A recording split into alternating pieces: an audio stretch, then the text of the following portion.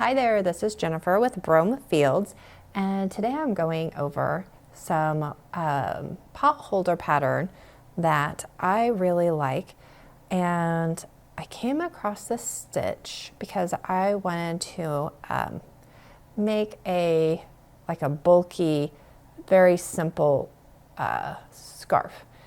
And I found this pattern that I liked, and well, it wasn't a pattern, just a stitch. And they used it for something else. And literally, you guys, I made it and I started working it up and I wasn't real happy with it. So I just set it aside for a few weeks and then I picked it back up. And for the life of me, I cannot figure out where that stitch went. I have no idea what this is called. So it's a simple stitch. It's literally 2 stitches.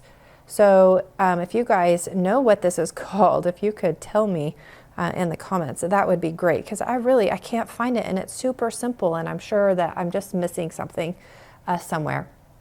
But I am using Knit Picks, simply cotton. It's organic cotton. It's a worsted weight yarn, and I know that you normally use this for washcloths, and I made this baker stripe washcloth.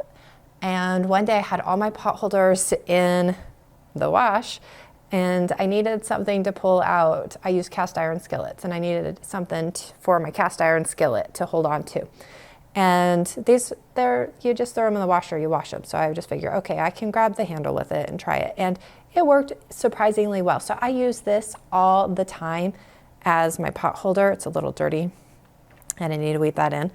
But I use this thing all the time as a potholder. So I thought, I'm going to make some potholders with cotton yarn, and I fold it in half. So I double up that thickness. And whenever I was knitting my scarf, it knits up in a double thickness, but I knit it flat. So it's kind of like it's knit in the round. So I know this is a really long intro to this video, but I'm really excited about this stitch. So I'm going to show you guys from the very beginning. So for my potholder here, I cast on 30 stitches. So you want to cast on in any even number, and it measures about 4.5 inches wide, and then just make it however tall. And I wanted it square. And I'll talk about the little handles in a little bit, but I want to get started. I am only going to cast on 10 stitches just to give you guys an idea. And I'm using a size 8 knitting needle. You want to use something that just gives you kind of a medium relax. You don't want a tight stitch and you don't want a real loose stitch. And another thing, this doesn't use up hardly any yarn. So I think I measured it up to be about 15 yards for one. So if you have like extra just leftover yarns, this is great. All right, so 10 stitches. 1, 2, 3, 4, 5, 6, 7, 8, 9, 10. And we are knitting flat. I know I'm using my circular needles, but that's just because that's what I like to use. Honestly, when I'm recording, it doesn't bang on the table, which now I'm using this soft, which is really handy. I wish I would have done that years ago. All right, so it's 2 stitch repeat on the front and the back, and there's no purling. So we're going to knit into this first stitch. We're going to bring our yarn forward, slip 1 purlwise, take it to the back and knit 1. Bring forward, slip, knit 1. Forward, slip, knit 1. Oh, knit 1. Forward, slip, knit 1. And bring it forward and slip. And then when you go to the other side, you just repeat. You're going to knit 1, knit this first stitch. So the ones that we slipped on the other side, we're going to knit into this time. So we're going to slip or knit that first stitch, bring forward and slip. So it looks like a purl stitch there. We're going to bring it back to the back and knit 1, forward, slip. So that's that purl stitch. And it looks like a purl stitch right now, but after you knit probably like 5 or 6 rows, those purl stitches disappear. Like you can't really see them. Because at first when I saw this, it's like, it doesn't look any different than just knit one, purl one. But it gets bulky in thickness and that purl stitch disappears. Oops. And honestly, this yarn, I think it would work better if I had, if I used some wooden needles.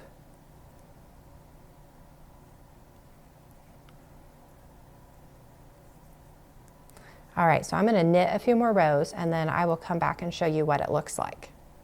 All right, so I have a few rows on here and it's all starting to come together so that you don't see those purl stitches in between, and it is nice and squishy.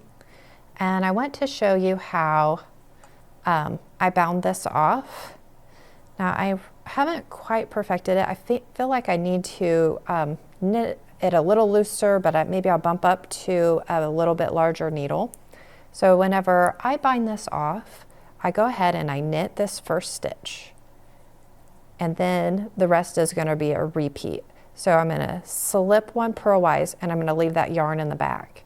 And then I'm going to knit one, and then I'm going to pass the slip stitch over and then pass that first stitch over. So I'm going to repeat that. I'm going to slip one, knit one, pass over, pass over.